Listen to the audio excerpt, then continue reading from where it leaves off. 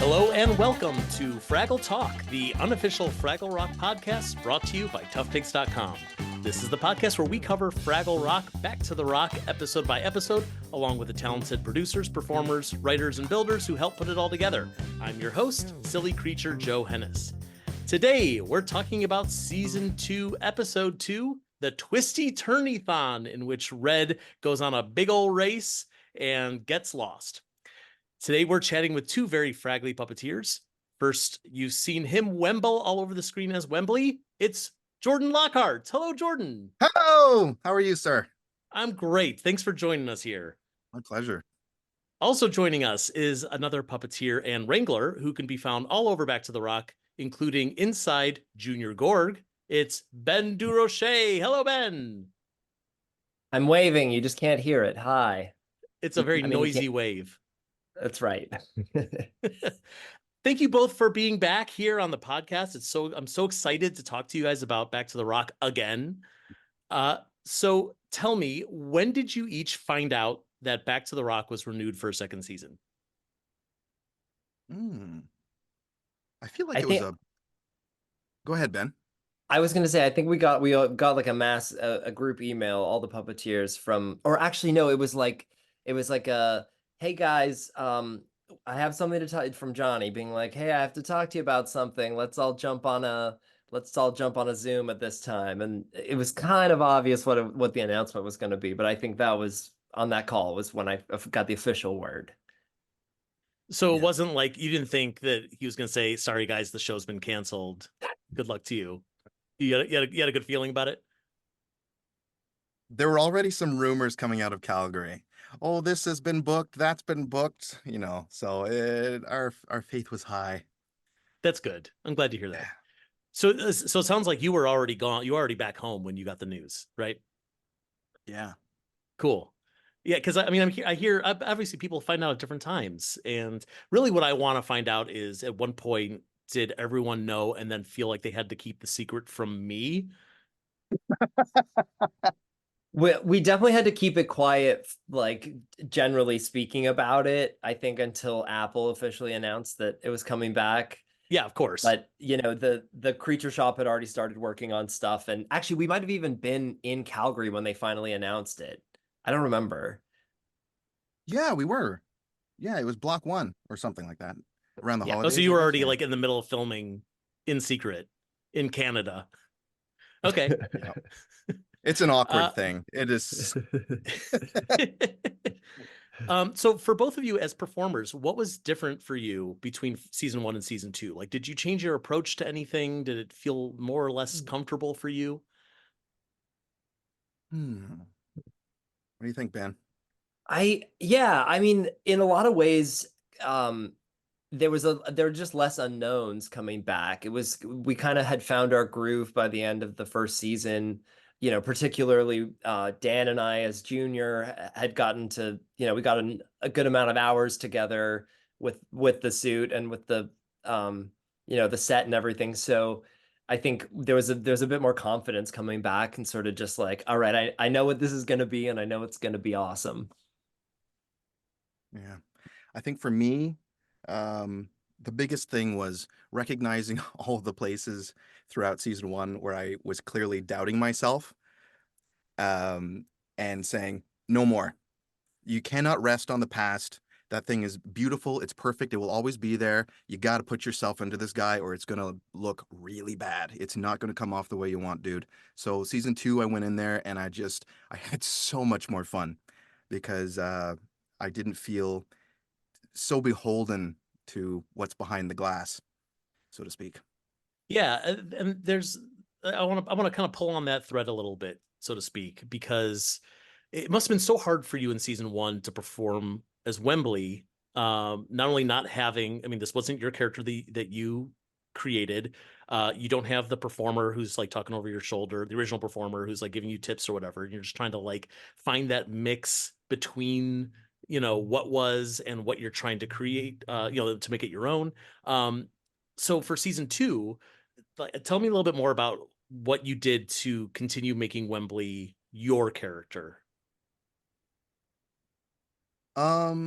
Well, I mentioned this not too long ago, I think in that live talk with Johnny. There's this idea of putting my own struggles into him and relating to him that way.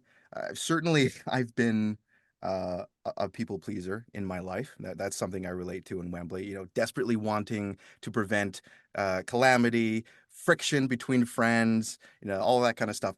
But the biggest thing that I brought into it this season was my journey with ADHD. I saw such an opportunity there to try to process as Jordan through Wembley, all within the framework of the character that Steve created. And it was not only hugely fun, but for me, it came back around to the Wembley that I love. Like when I look at that as a fan, I see Wembley.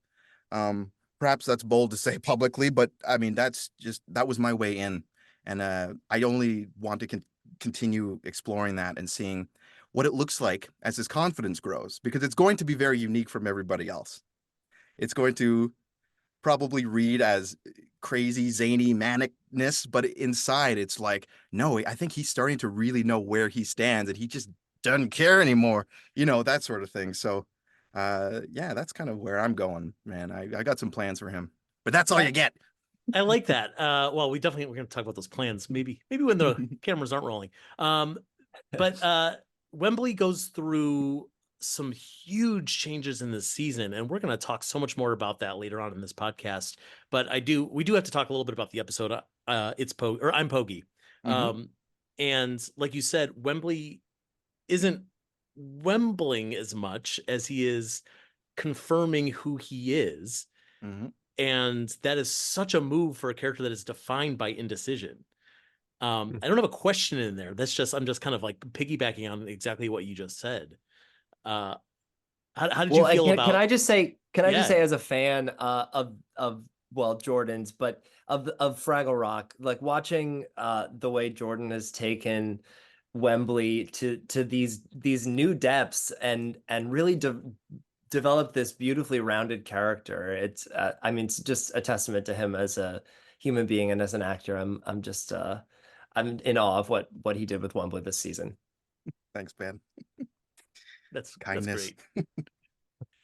And Ben, I want to talk a little bit about Junior Gorg, because as you said, you know, you had to go through the whole season of season 1 to really get comfortable with working with Dan Garza on having two people perform one character. But then you end up with this, I don't know how long the gap is, an 8-month gap, I'm guessing, at least, between the end of season 1 and start of season 2. So how hard was it for you to get back into character? Oh, it really felt like no time at all had passed. And, you know, we had the opportunity to watch the first season and see how Junior played on camera. And I think we both came back with so many ideas and just a new way to approach how we made the character come to life. It was like just getting to kick things up to a whole new level. And I think the writers and the directors figured out what to do with the Gorgs more. Like we see more of Ma and Pa in season 2. And so getting to play with you know, Ingrid and Amy and Frank and Andy, you know, all together was so much fun, getting to figure out all kinds of physical bits. And yeah, I think across the board, the whole season was about kicking things up a notch with the puppetry and technically, and the Gorgs were no exception. I just want to say it's one of those things you have to see to believe. And I hope you can get out there sometime, Joe, because the alchemy on stage 3 is powerful, dude. I've been telling everybody, because I tried to get there for season 2, and I was kind of told like, well, you know, it's Apple TV, they're really secretive, so maybe not. And now this time I'm like, I'm not going to ask permission. I will literally be knocking on the stage door. I will show up to Calgary in February. I'm coming. Freezing your tail off at the gate Exactly. of the soundstage. Do it. So, but is there something that you guys do as the Gorg performers to like either before the season started or before each performance to just like get into character and get into the groove of that synchronicity? Well, I think another thing we sort of figured out on season 1 that we carried through season 2 was how we would work the day out on a Gorg day, where we'd first just step through the camera blocking with the director, but always having the, you know, voice and face puppeteer right close by. and it's a collaboration about like how the physical scene will actually take place on stage. And then, they light it and get the cameras in place, and we do it again with the heads off, with the voice actors just in our ears, and step through it again. And again, it's a conversation. Hey, get to the steps a little sooner, and then throw the head back towards the camera before I say the line, or I'll say hold up on that line till I can get up into the spot and pick up the prop, or whatever it is. And so it's really is a collaboration like all the way through the day. And even once we're in our heads, then we can hear the voice actors in our in-ears. So there's always little notes and suggestions, and yeah, back and forth. It must sound insane on the walkie-talkie system, the things that we say back and forth to each other. Oh, I'm sure. Yeah. All right. So big question here. Thinking about the whole season, what do you think was the coolest thing that you got to see or do on this entire season of Fraggle Rock? Ooh.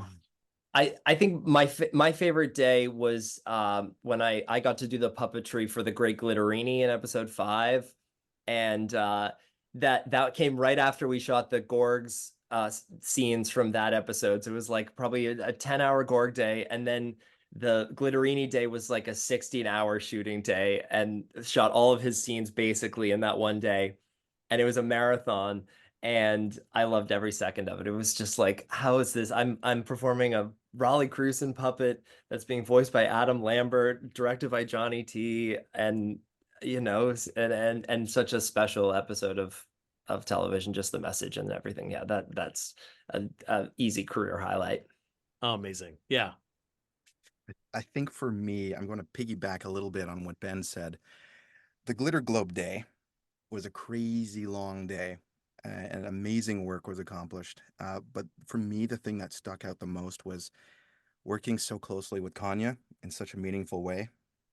Because, and I'll make this quick, but he and I met over a decade ago in a small park in Toronto for the first time.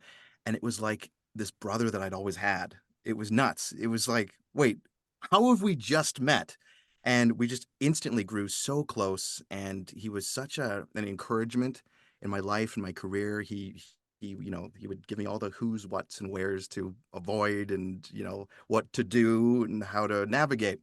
And so he's always been very much a supporter of mine. And then from that little tiny park in Toronto to this world-class soundstage in Calgary, Wembley and Pogie together having this profound moment in their lives. And we just kept looking at each other like, how? How did this happen? Sharing that with Kanya was very special for me. And I think about it a lot. We certainly talk about it a lot. It's just one of those things. And I'd like to think that the emotion that we were experiencing behind the scenes is part of what was fueling the emotion that comes through on the screen. It was a beautiful day. Tough, but beautiful. I was going to say, it absolutely comes across on screen.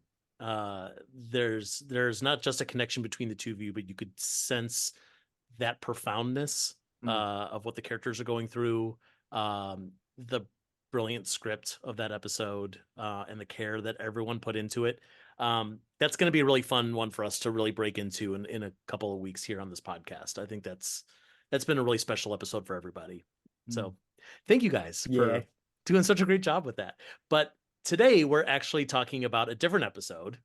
We're going to talk about the Twisty-Turny-Thon. You guys ready to break into this thing? Let's do it. Oh, yeah. All right. Well, this episode starts with Red cleaning her trophy shelf. She's got all these cool props all over these interesting trophies. I bet you whoever made these props knows, like, oh, this is the one she got for rock hockey, and this is the one she got for, whatever. Like, this is one she made for herself because she was like, get a trophy day. I'd love to find out more about the stories that we're not going to get from all these great props. Oh yeah, the art department on this show, it constantly outdoes themselves. Like the level of detail in every little prop that they put on a shelf and dress the set with is just, it's so good. And the giddiness around it. Yeah. It's so joyful. And even like she's got this feather duster that kind of looks like a radish. Like all these props are amazing. And I would buy any of these, not even if they were Fraggle Rock branded, just like a cool thing to have in my home to make it look quirky. I love it. Moki shows up with a gluey Rudy on her tail, which is like this little squid looking guy. It's like a tiny little puppet. What do you think? It's like 3 or 4 inches tall. Can you At tell me most. what is gluey Rudy? Like what You is mean in the this world thing? of Fraggle Rock or like the Yeah, puppet? both actually, both. Well, I know the puppet was built, I believe, by Pete in the creature shop in Calgary, and I think they 3D printed a mold, and so it's got all this little tiny detail, but like you couldn't really achieve that with a regular sculpt because it's so small. And then it's cast in silicone, and it just has this little like trigger mouth, and can kind of squish just by pulling the rod up and down. And Frank does such a great job with this weirdo little character. Frank Meshkulite voiced him. That's great. I love it. I love that anything can show up in Fraggle Rock, and that you guys built this tiny little puppet for this one tiny scene. That's insane to me that was approved, and I'm so But grateful keep that your it keep was. your eye out for Gluey Rudy. He's gonna come back. Oh, good. Okay. All right. All you Gluey Rudy fans out there. There's actually not to like jump around to another episode, but No, go one of for my it. favorite moments that happened on set was in the Mezzo concert scene.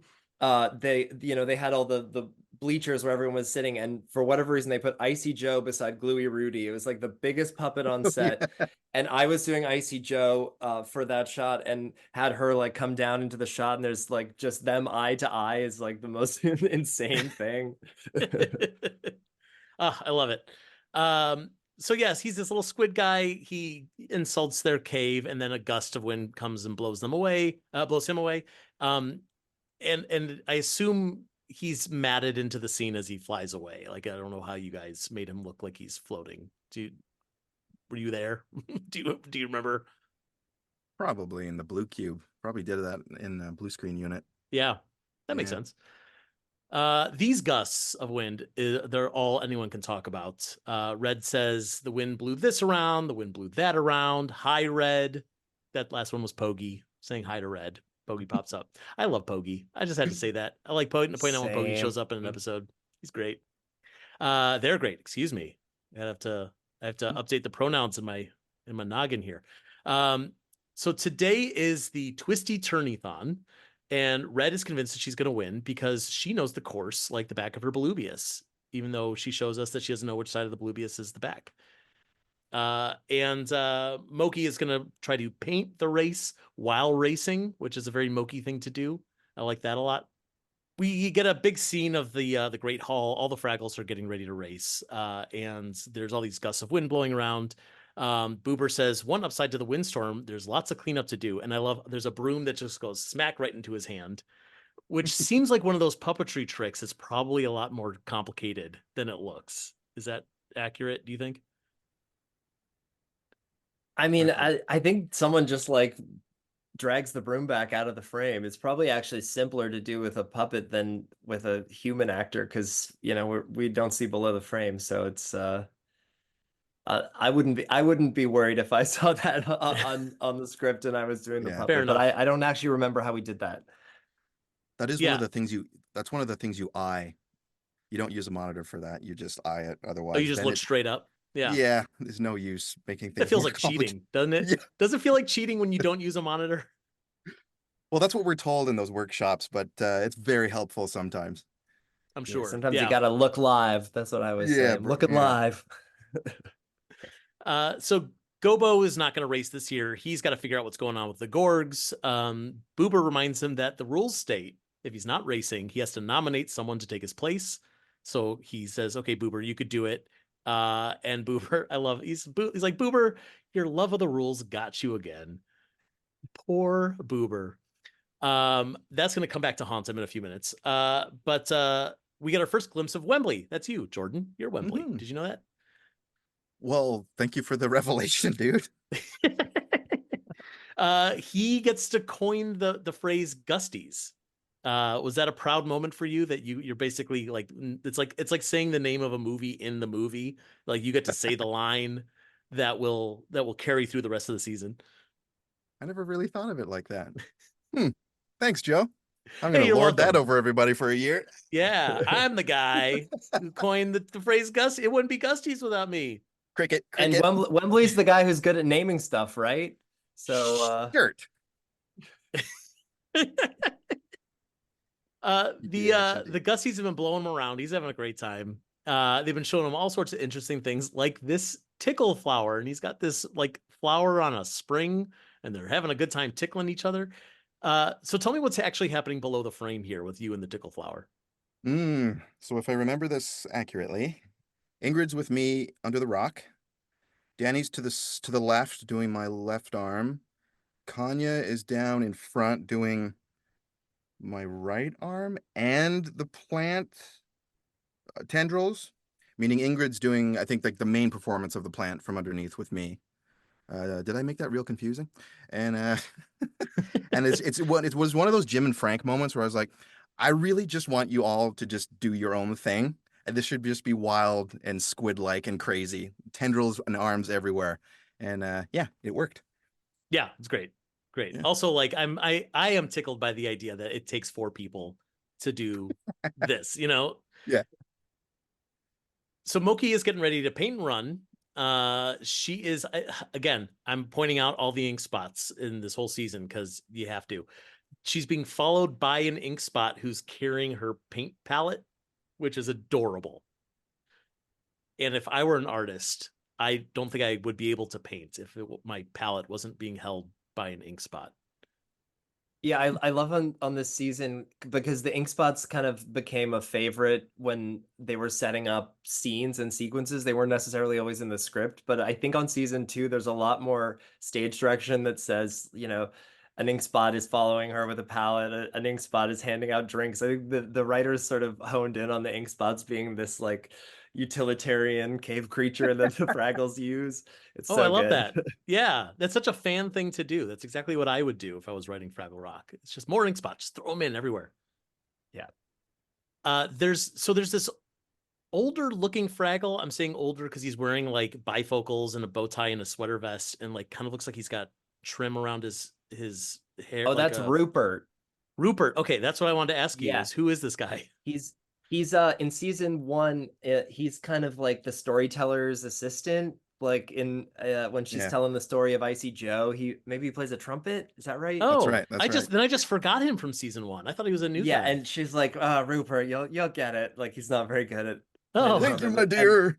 Yeah, and that's Andy Hayward, and Andy was like loved Rupert and would ask the Creature Shop to put Rupert back together out of whichever gaggle background Fraggle he came from, and then Rupert just sort of ended up on the puppet rack all the time. So Andy's always trying to work him into a shot. Oh, that's nice. Oh, I'm glad to hear that.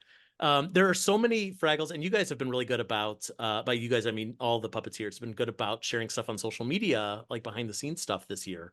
And we're learning a lot more about some of these background characters that they have names and personalities. So I want to try to call these out as we see them so that we can be like, okay, that's Rupert. And like he's bad at blowing the trumpet and he wears bifocals. Okay, got it. Moving on. Yeah, get Rupert a Muppet Wiki page stat. I'm sure he does. I'm sure he has one. So out of nowhere, Barry Blueberry pops up, and he's here to offer some color commentary. But then a second Fraggle pops up right next to him and says, "Actually, Barry, we'll both be doing color commentary." And we're meeting Sherry Contrary for the very first time. Woo! Yes, yes. So the vitriol between the two of them in this episode, and I know like later on when we see them, they seem to get along much better, but they're just grinning through their teeth at how much they hate each other, and I love it. It's It a is season delicious. highlight, man. Oh, it's So good good. stuff. Yeah. Now I'll be asking Amy about this later on the podcast, but do you guys have any I assume this came up because Amy is the co-puppet captain and she's also just very funny and very talented, and it's like, okay, let's give Johnny like someone to play against here. Or I mean, do you know anything else about like her background here? Am I just guessing? I doubt it had anything to do with Amy being the co-puppet captain, which she was so awesome. Love Amy Garcia. And I mean, she's just a genius comedian and such a good singer. So it just was just the perfect marriage of writing and performer here. She only did a couple takes of that song. It was a little different every time. And we were all just in stitches. It was just so funny. Yeah, I was only going to say that Johnny and Amy haven't really had a chance to play off each other like that since the show started up again. And I feel like this was the right time. This was definitely the right couple of characters for that to happen. Yeah. And my favorite line is, "What on earth would I do without you, Cher?" As he exits frame. That's the greatest. And that song that she sings, that Fraggle anthem, Yeah. which so I will tell you, because we only really hear like half of what she's singing, and it's so like drawn out that I was like, is this an old Fraggle song that she's like deliberately stepping all over? So I'm actually really happy to hear that she's improvising the whole thing. Mm-hmm. That's good We stuff. did a number of those takes, didn't we? Yeah, but each one was like better than the next. It was so good. Unbelievable. Like, yeah. it was so funny. Put it on the soundtrack, Apple TV Plus. Yeah. Where's the we wanna Fraggle hear. anthem? They should record a straight version of it, like the official album recording Yeah. of the Fraggle anthem. No, I think that they should release every improvised version that she recorded on the day. That's what I want to hear, with the laughter in the background of people who can't contain themselves. Oh, it was so good. So the runners for the race, they're cued to start by the whistle bug, another new puppet here. It's a bug that looks like a giant whistle, and he doesn't whistle; he just goes whistle. That's good stuff. Was that Dan? Who is that? That was Dan. Dan? Yeah. Good stuff, So Dan. funny. I love it. Whistle. Well, I hope we get to see the whistle bug again sometime. Maybe the whistle bug should get his own episode. Maybe not. Or maybe you should. Yeah, you guys were so enthusiastic about that idea. Wow, just calm down. No, I love the whistle bug. He's a bit one note. He's a one note character. Get out, Ben. So Boober immediately falls and he scrapes his shoulder, but he's ecstatic because now he can sit the whole race out. He walks away feigning injury. But Poggy is on the sideline, frantically waving their pom-pom, cheering Boober on. What a sport. Do you remember, Jordan, when we shot that button with Poggy cheering? The director just did not call cut, and Kanye went for so long as Poggy, just never losing any enthusiasm. It was so funny. It was just everybody was genius. howling, dying, sweating. It was just one of those moments that, I wish I could have lived in it. I wish there was an extra 5 minutes in the episode that they could have just included that whole run of Poggy cheering. Just the end credits, just the credits flashing over. Yeah, come over. Yeah, you found out, but you got me. That'd be so great. Oh, wow. Yeah. Yep. Release Apple TV. Are you listening? Like, give us some bonus features here. All right. We got our first song of the episode. It is I Knew I Was Good, which was from the original Fraggle Rock. Comes from the episode A Friend in Need. Here it's sung by Red, but in the original it was sung by Gobo. Did you know it also appeared in an episode of The Animal Show? What? Have you seen The Animal Show? It's in an episode of that. Of course. Yeah. Which animal? Oh, I looked up. It was, I want to say it was a warthog. I don't remember. That's a good question.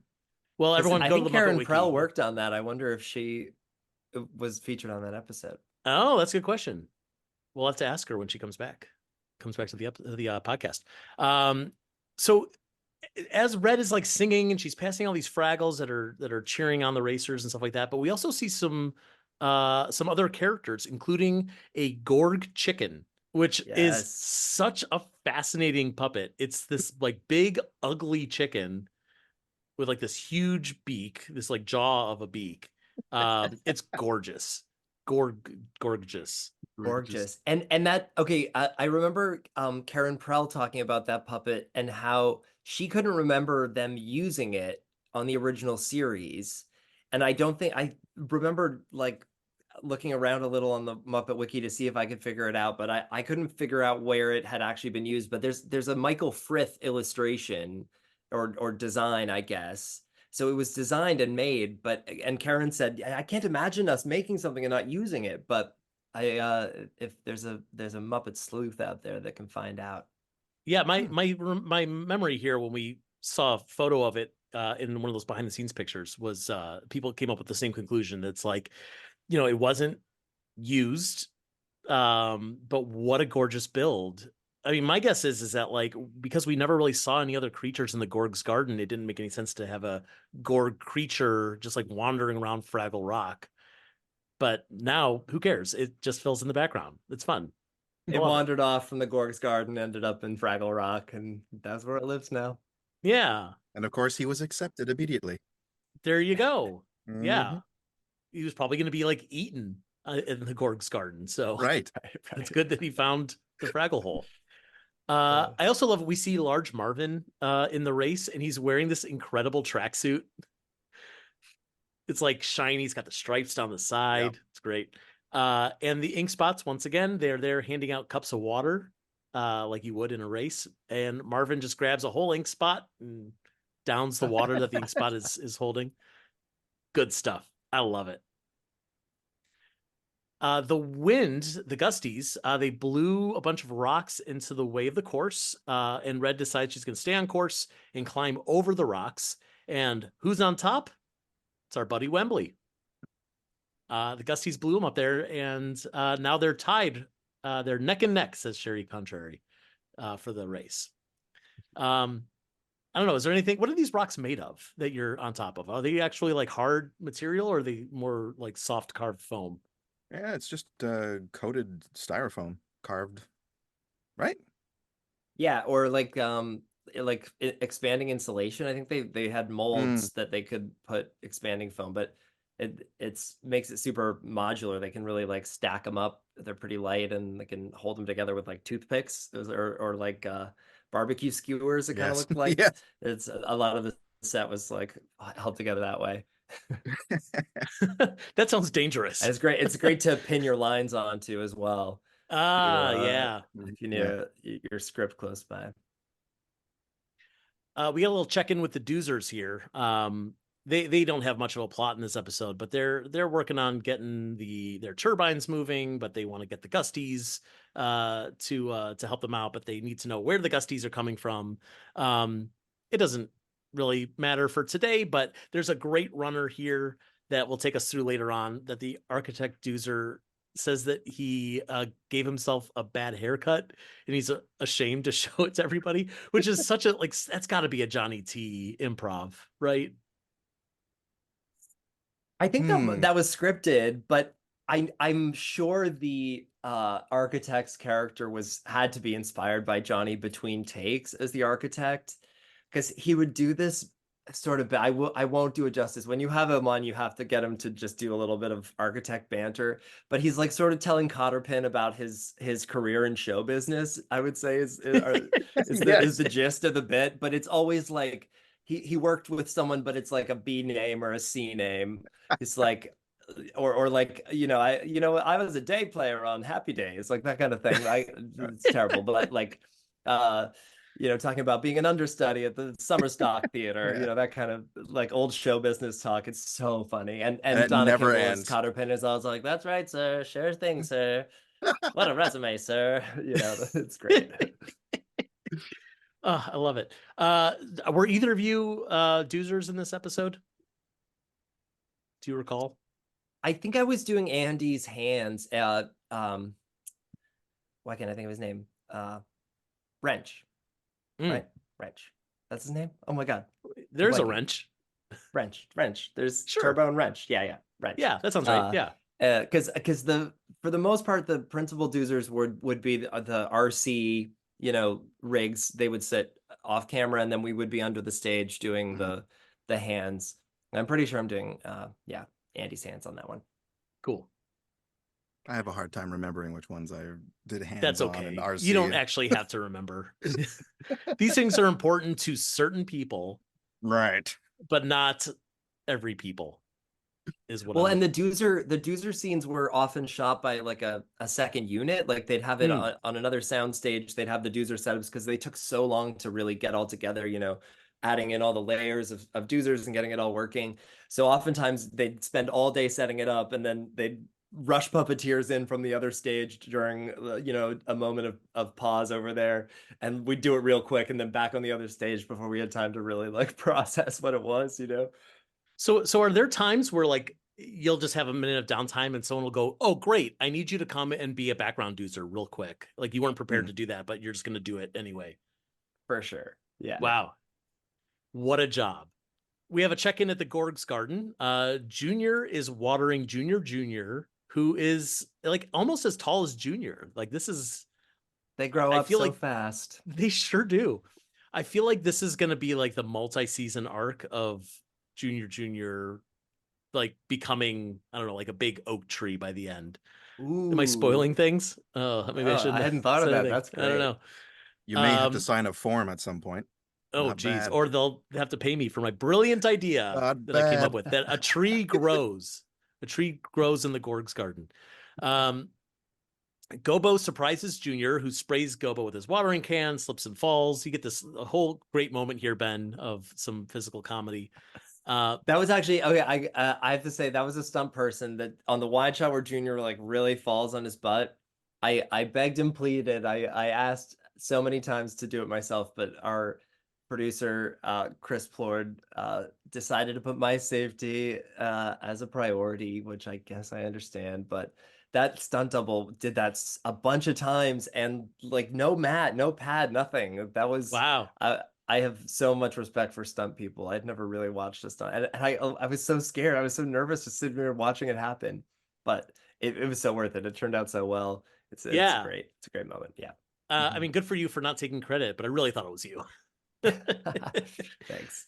uh, One thing that I never noticed before is that Junior has these like little cleats at the bottom of like just the front of his shoes, like on the bottom near the front of his shoes.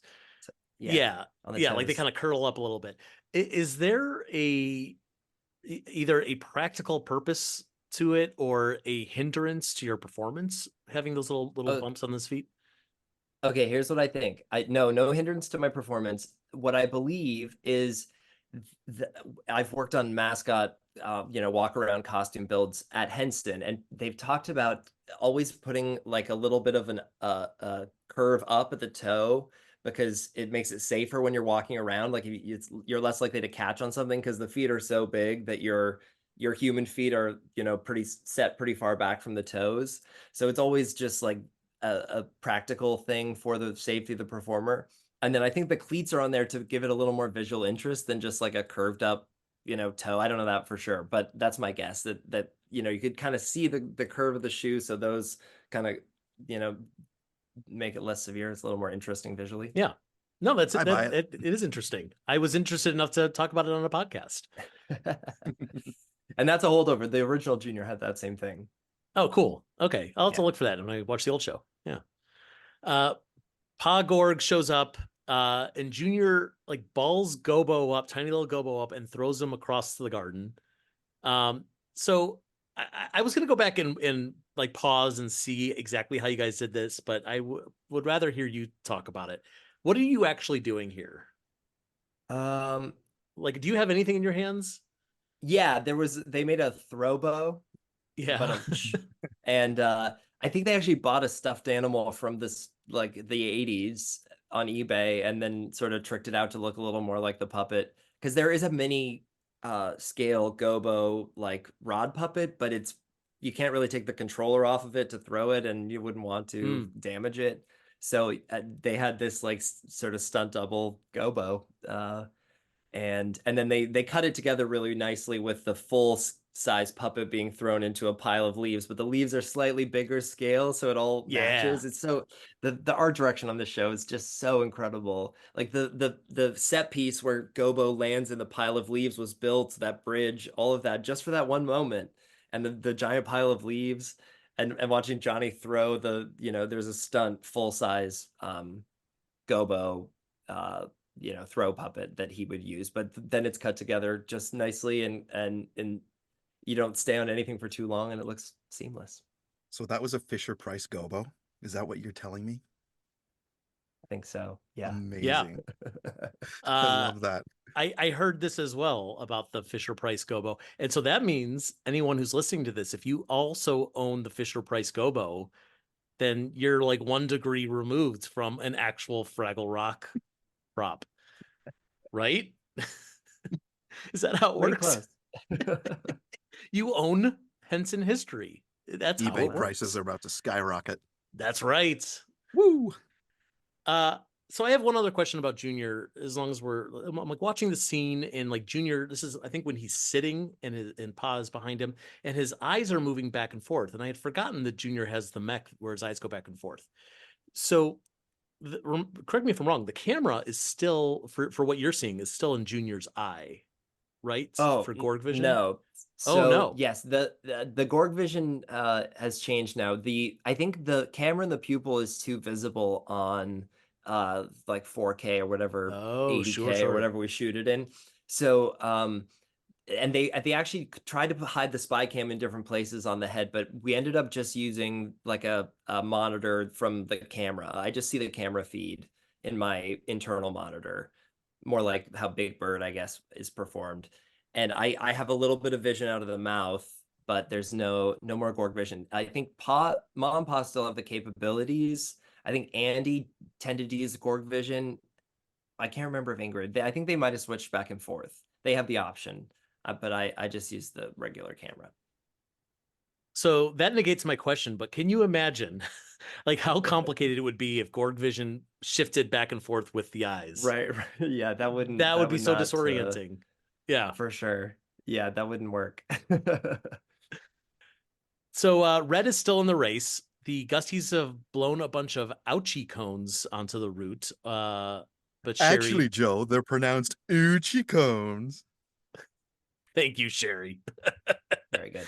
Very good. And they're like pine cones that look like they're spray painted red and blue. A cheap prop, but effective. Mm-hmm.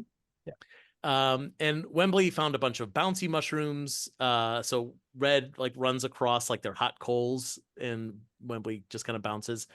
So what's happening here with you and Wembley, Jordan? Are you on a green screen? Do you have how many puppeteers do you have? Like, how are you doing this bouncing effect? Yeah, we did that in front of a screen, and it was again me, Kanya, and Ingrid. Kanya on, I think, right hand, Ingrid on feet, and me on left hand and main performance, and we're literally just walking along together, just like beat, beat, beat, and of course, each time we had a slightly different movement that we wanted to do as he gains, inertia or whatever. And yeah, that was really fun. I was the closest to being a kid on that particular day, I think. I could do that all day. Yeah. It's like Mario jumps. Like 1, Yeah. 2, 3, the third one is the flip. Yeah. Yeah, exactly. I love it. Boober is on the sidelines and he's cheering Wembley on. This is my favorite part of the episode, by the way. There's this other Fraggle. He asked Boober, "Oh, didn't you hurt your shoulder? You're moving your arms around." And Boober says, "Oh, my doctor told me to do that. He told me it'd be good for it." And he says, "Well, who's your doctor?" And the camera pans to Boober on the other side of him, dressed as a doctor, saying, "Excuse me, please don't pester my patient. He's trying to heal." And the camera pans back to Boober and then back to the doctor, and the doctor is gone at this point. I And love those jokes so much. wow. So, I mean, I don't want to ask like in canon what's happening because I don't think we're supposed to know. But in camera, are there 2 Boober puppets? Yeah, Frank was doing the first Boober, and then Andy, I think, did Boober 2. And of course, Dave dubs all the voices in post, because there's multiple Boober puppets. So one was just dressed as a doctor, and yeah, pop in, pop out. Yeah. I think that was the first line I ever got to speak on Fraggle Rock. That's my vocal debut. Wait, which you're the the confused green Fraggle. Yeah. Oh, that is you. Okay, good. Yeah. Do you want to give him a name right now in case he doesn't have an official name? No, I can't. I can. You got to do it. It's not just not make my up job. a name. We're What's gonna his we're gonna name? make it canon I don't right know. now. Ben Fraggle. Ben Fraggle. It's done. We've named it after you. And his whole personality is based around asking who people's doctors are. That's right. And yeah, I think right around that time too was like Christmas, and we had a cast screening of Emmett Otter's Jug Band Christmas at like a local Perfect. theater that we rented out, and Dave Goles sent in a greeting for everyone that played before Emmett Otter, and then Karen Prell did introduced Muppet Christmas Carol, which was the feature that night, and Jordan, I believe, organized all of it for us. It was like such a core memory and such a beautiful bonding experience for the crew, and seeing, everyone got to bring their families, and it was really Oh, special. But I think at the time, the voice listening to it back, I'm like, oh, I'm just doing one pill porcupine because we'd watched Emmett Otter, so it's my Oh little my homage to God. Dave Goles. Nice. to be fair, Dave Goles is also doing an impression of Wendell Porcupine when he does Beauregard. So you're not the only one, There you go. right? Do you have mashed potatoes? Yeah. That's a perfect movie, by the way. A perfect special. Emmett Yeah. Otter. We should The talk best, about that. the best ever. Have you ever Yeah. read the book? I have it. It's on the shelf Yeah. right behind me. Yeah. It's so delightful. It I'd really only is. picked it up a year ago. Like, it's surprising that it's such a faithful adaptation. I genuinely didn't realize. Like, there's like they named the songs that were not Yeah. written, which is fascinating to me. Yeah. Yeah, that's a good book. The Hobins, Russell and Lillian right. Hoban. So at this point in the episode, we have a check-in with Doc and Sprocket. Again, we don't need to get too much into it because it's just a little part of the episode, but Doc has a new schedule and she has to work at strange hours, so she leaves Sprocket alone with a webcam. But he makes friends with a squirrel outside his window. Do you know who's performing the squirrel? Frank, Ingrid, and maybe that's it. Maybe It that took was a two people to twofer. do that squirrel, that little hand puppet. May have been a twofer. Yeah. Yeah. I love that puppet. It's so cute. Yeah. It doesn't really look like a Muppet puppet, but it does look like very cute, like squirrely squirrel. I've got Yeah. some good BTS of that puppet. You just Oh, yeah? reminded me. Yeah. While they were rehearsing and figuring out the movements and everything, I would just put my face in the window and just stare, and it would just be like, it was freaking awesome, man.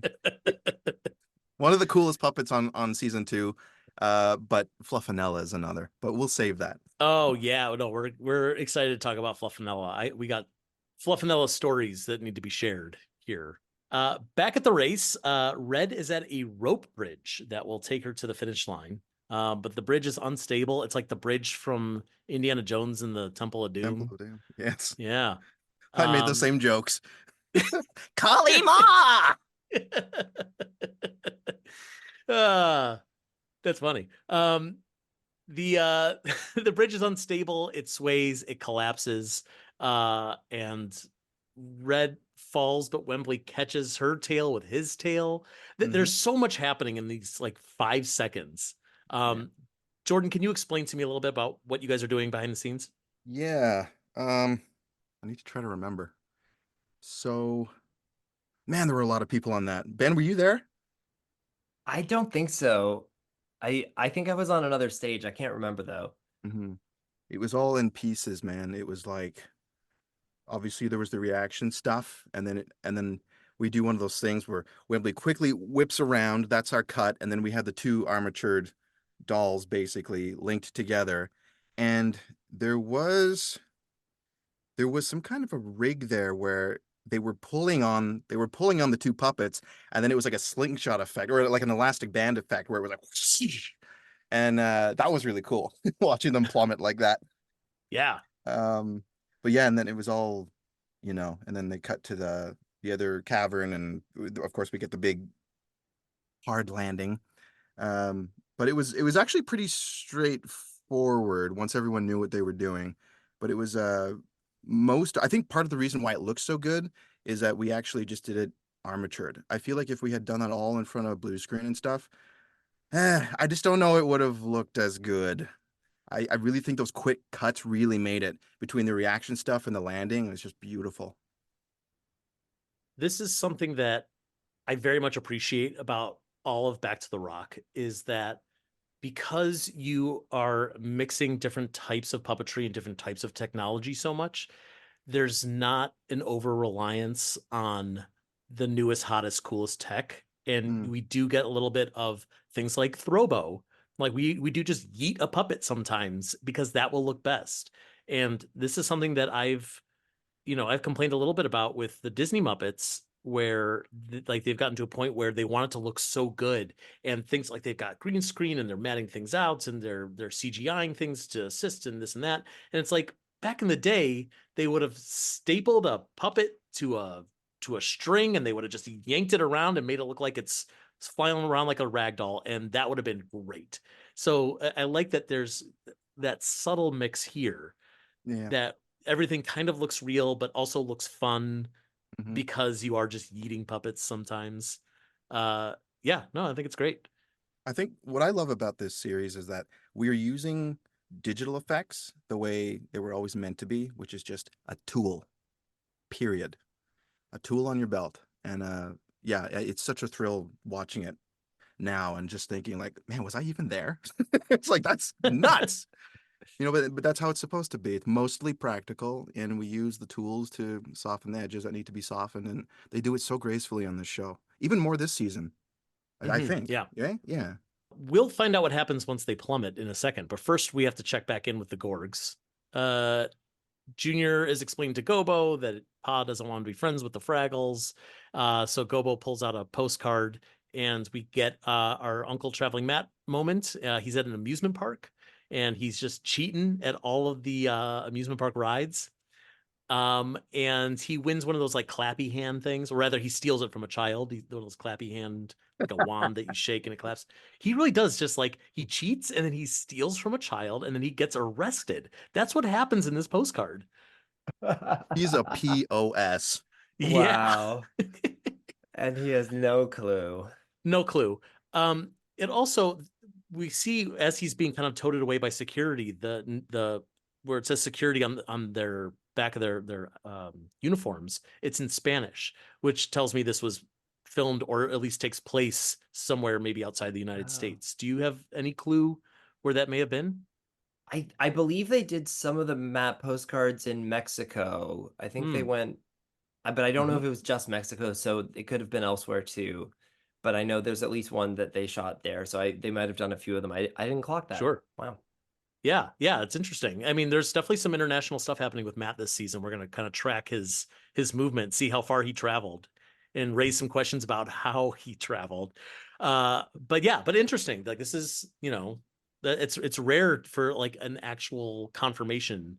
There's things like I think from the old show where it's like, oh well, it seems like he's in Australia, but that could also just be an Australian person in LA. Who knows? But yeah, here, yeah. Seems like he made it to Mexico somehow, made it over the border without a passport. But there's also some interesting prop stuff happening here. We were talking about the props earlier with the leaves, where Gobo hands Junior the postcard and he reaches out a normal sized postcard and Junior grabs a tiny postcard, identical postcard. And then the same thing with the clapper hands. He gives him the clapper hands and he's got the tiny little clapper hands. Uh, the props team on Back to the Rock, they're good at Yeah, their so jobs. good. And Mm. Yeah, again, using the mixing of different puppet, setups to cut together to create the bigger effect. We did it on season 1 too, where Gobo and Junior sort of shake hands with his giant mitt and Gobo's tiny little hand. And then again, here you see just like for one shot, they use the mini Gobo puppet with a tiny postcard when you see Junior's full hand. And then there's like, yeah, the miniature version of the clappy hands, which didn't clap quite as well because they're just so small. But it's true. yeah, just great. And I loved how we did that scene with Junior and Gobo because we basically did it in real time. Like Johnny was in the blue cube on the same soundstage as the Gorg Castle, and in my monitor I could see where Gobo would be in the shot. So That's cool. I really could react to how Johnny was puppeteering his character, even though we were miles apart, it felt like. I love that. That's great. That, and again, like we're talking about like this technology. That's how the technology should be used. It's subtle, it's useful for your performance, the fact that you guys can do that live is I don't know, that seems like a gift that you can do that. It's great. Yeah. So Red and Wembley fell down this pit. You would think, like, I think any other show, because they caught each other, they would lift up and then find a way around, but they just fall and they're fine. Yeah. Sure, there could have been anything down there. Wembley hears a whistling sound behind them. He's like, let's follow that. That seems like the way. And Red's like, no, I don't want to go backward. And Wembley explains to her, he doesn't just fly with the wind. He is looking at the way things are, not the way they used to be. And bingo, I think that's our moral of the story here. Things are changing and we have to be flexible. Do you think that this is also a metaphor for Back to the Rock as a whole, for anyone who might be, for any reason, unfavorably comparing this to the old series, to say, like, things are changing and we have to be flexible because it's a different time now? That's interesting, Joe. I'd never thought of that. It's possible, however, unlikely in my mind. Maybe not a deliberate metaphor, but it is a metaphor now because I came up with it. I like that. And I believe in it. You know, I think that change is terrifying for some people, especially things that are tied to our childhoods, to a very formative period in our lives. And it's difficult to let go. It's difficult, you know, like for me, it's one thing. I'm able to separate the business stuff from the memory stuff and be like, I got my 600 hours of whatever. Now it's this generation's turn to build their new memories. That's fine. But it's not like that. It's not the same for everyone. And I do like the idea that this episode kind of might address that a little bit, because certainly our series has had, you know, it stirred up some controversy among fans when it was first coming down the pike. And I think for the most part, people have come around to seeing that our intentions are true, and whatever alterations there have been to this world are pretty acceptable. You know, not all that bad. You know, pushing things forward in a way that I think is acceptable for today's market, but also what we constitute humor today, and also what's going on in the world. Mm-hmm. You know, and so no, I like that idea, Joe. I hadn't thought of that before, but I'm totally running with that now. Great. Yes, episode 2. No. Yeah, the most meta episode of all of them. Yeah. Here is where we get our second song of the episode. It's Wind Will Guide You. This is an original song. Very lovely. You sing it very, very well, Jordan. Well done. Thank you, sir. Thank you. Red and Wembley are exploring some new caves. They see some new creatures, including a bunch of rock clingers. That's from an old original series episode, Uncle Matt Comes Home. They're these like thin pink creatures that kind of look like pink Smurfs, if you know what a Smurf is. Chances are, if you know what a Smurf is, you also know what a rock clinger is, but it's kind of like a blatch too. If you maybe your terminology is a little different, sort of same puppet. The purple bearded blatch or black bearded blatch, something like that. Yeah. And what were the things from Earth to Ned? Those guys. Yeah. Those things, what those are called? Sort of similar, but it's like a glove with a dowel that can slide up and down to make the neck grow and shrink, and the eyes are mounted on top of the dowel, so it can like crawl along and then stretch its neck up tall. Yeah. But then if you look really closely, there's a couple of them that are hand puppets too, like in the foreground. But they all have this like tongues slack out of the side of their mouth. They're great. And there's also like all these big jellyfish looking creatures, which I think we've seen before on Fraggle Rock. Sproingers. Yep. And I think those are from the original series. Both the whatever you called the rock clingers and the Sproingers were also pulled out of storage and refurbished. Great. And they're gorgeous. I mean, how cool. Like there's what a colorful world this is. I love it. And what a beautiful job Jordan and Karen did, that this tracking shot that moves, it's continuous, right? There's no cut. It goes basically through the whole song as they weave through these caves. And it was the way it was lit, it was just such a magical day. I'll always remember shooting that song. Yeah, you could feel it in the air. It was just a beautiful time to all be together, and there was a really like this electrified feeling when it was all done. And it was and we were still pretty early on in the shoot, I guess. So yeah, we needed that. That was beautiful. Speaking of Karen Prell, you spent a lot of time with her, Jordan, on this episode. Yeah, Do you want to talk a little bit about working with Karen Prell, the I'd legend? love to. I'd love Yeah. to. So right off the bat, Karen and I agreed that this episode was huge because Red and Wembley haven't really been developed. Their friendship really hasn't been explored too deeply, and so this was an opportunity to go there and have fun with it and learn things that we can carry forward. And so we prepared like crazy for it. And for that song, I mean, it meant so much to us that we were at a point where we were just finishing each other's sentences in terms of like, and then this, and then this, and then and I kind of feel like this is the emotion here, and the ways that we would deconstruct a scene and just try to make it as good as it could possibly be. It was such a fun experience with Karen as a scene partner. I mean, I cannot sing her praises enough. She was incredibly warm and welcoming to me on season one, taking over for Steve Whitmire. And I think like this season, we've just like Red and Wembley, we explored a new depth of our relationship, and it was really special for me. And I hope it was for her too, because yeah, man, That's I great. knew. What a gift. What a gift to get Yeah, to hang out with her. Just to like be in her presence. That's so cool. yeah, it is. I love Oh, it. by the way, she seems on the surface like she's very like quiet and timid, and then suddenly she'll just be like, "Move out of the way, slowpokes!" She's got this amazing way to just catch you off guard.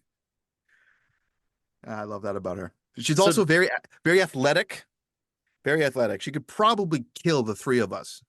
She's an amazing Definitely. person. Yeah, it's adventurous, full of surprises. I really love Karen. She's so cool. so what you're telling me is don't get in her way. No, no, no. Don't mess with Karen Prell. Okay, Mm-mm. done. Yeah, she's a machine, a machine. So Wembley and Red, they see all these cool creatures. They go through this place with these glowing vines that look like Christmas lights, and they find this icicle cavern that makes music like a wind chime. It's so cool, so beautiful. And then they decide to just jump in this random hole. Sure, why not? Wouldn't you? For I mean, they just sure. fell 5 minutes ago. They fell down a pit, and they're like, "Let's do it again." Clearly, our world has no rules, so let's do this. Safety protocols engaged. Yeah, I don't want to get into like what are we teaching? What's the lesson here? But sure. Jump into a random hole. And hey, it turned out it worked because they're back on track. They might just win this thing. And they're about to cross the finish line. Moki runs backward in front of Red, which is impressive. So she could paint Red as she's crossing the finish line. And Moki accidentally wins the race. So congratulations, Moki. Backwards and in heels. Smokey. Yeah. Backwards and in. Yep. And she gets this cool looking, again, these props, a cool looking radish award. It's like a radish inside of a spiral. And she gets to put it on the shelf with all Red's awards. And Red gets this cool painting of herself as like this running red blur. Love these props. So good. It was cool to see Moki surprise herself. I liked that moment. Yeah. It was like, wait, what? Oh, I've had those. And she doesn't do the whole like, oh no, not me. And Red going, oh, what? That's supposed to be mine. It's like everyone's just like, oh, I guess I won. Great, I won. And Red's like, yeah, you did. Good job, friend. Yeah. Like, good. I mean, I know part of that is just like we need to end this episode. It's like 24 minutes is coming up fast. But yeah, no, it's nice that they just kind of like, yeah, we'll go with it. That they support each other. They do. Like they're It's friends like, or something. well, yeah, and they have perspective. We're going to have another one of these. It's fine. You're right. Yeah, for all we know, they have a Twisty-Turny-Thon every week. That's true. The tag at the end of this episode, Wembley and Gobo created a new game called How Do You Play It? And Red asks, how do you play it? and I guess that means she wins. Yeah.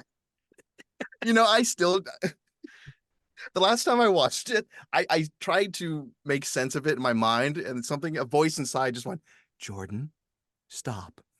I said, okay. It's one of those. You know what it reminded me of? When I was in elementary school, there was like a thing called the game, and the only way you would lose the game is if you thought about the game. That's That right. was the whole game. That's the game. And you're like, dang it, I just lost the game. Even still, I'm in my 40s, and every so often I'll think about the game and be like, shoot, I lost again. Yeah. I still do that to myself. But this feels like the more positive Fraggly version. Yeah. Like it's almost how do like you like play? the point of the game is you have to get someone to ask you how to play the game. And you did it. And Yep. that's the game. And there's no follow-up. Thanks for Or to playing. choose the See you form next of week. the destroyer. Right. Yes, right. So Gobo tells Boober that it's his turn to play, but Boober says, oh, my doctor told me I'm still supposed to rest my shoulder. And the camera pans back to Dr. Boober, and he says, I actually told him that he's good to go. And the camera pans back to Boober Prime, and he's like, oh, come on. So now the Boobers can't even agree on anything. Adding more questions to, is Dr. Boober real? Are there two Boobers? Is it Boober just messing with himself? Is Boober having a side bottom moment? Well, we may never know. That's the end of the episode. We may never know. But wouldn't it be great to know? I love all those options. Yes. I think it was the mushroom spores that were traveling through the air that day. Oh, sure. Because of the gusties. They're blowing the mushroom spores around. Yeah, Right. blowing a lot It's of just a hallucination. strange hallucinogenics in the air. A shared Naturally. hallucination. Yeah. So, guys, I need to ask you a very important question. And after watching this episode, and after having worked on a whole season of Back to the Rock, how do you plan to make this world a little fragglier? I think continuing to show love, but not the word love, and perhaps not even what the common conception of love is. Because there is so much sacrifice in it, it's not even funny. And I'd like to continue trying to tap into that. That's fraggly to me. It's pretty fraggly. Yeah. Ben? I would say to find the joy in everything that happens, because Fraggles just have this boundless optimism and positive spin that they put on everything. It's like, even the most mundane thing can be infused with joy. Love that. Wonderful. Well, Jordan Lockhart, Ben Durocher, thank you both so much for being here. Thank you so much for all that your amazing work on Back to the Rock. It truly is a wonderful show, and I'm so grateful that it exists. So thank you for all that you've done to make that a possibility. Our pleasure. Thanks, man. Thanks, Joe. Of course, of course. And I hope that everyone tunes in to our next episode of Fraggle Talk, Back to the Rock, coming up next week. And we'll see you all then. Bye-bye. Bye.